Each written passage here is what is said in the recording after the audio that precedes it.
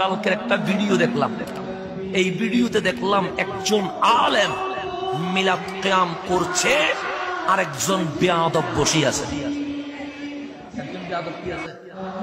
বসে আছে, মিলাদ কিয়াম চলছে, শাইখ বসে আছে। আমি ভাবলাম কিরে, হাজার মানুষ দাঁড়িয়ে গেছে, একজন মানুষও বসে নাই। অন্তত মাহফিলের সৌন্দর্যের জন্য তার তো দাঁড়ানো উচিত ছিল।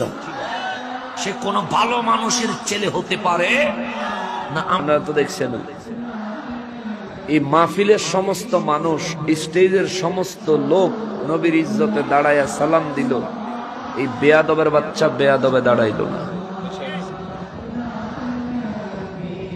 এতে বইয়ের যেতে মিলাদের কাছিটা পড়ছে, হেতার জায়গা যদি আমি হইতাম একটা লাথি দিয়ে তার স্টেজে ফেলাই।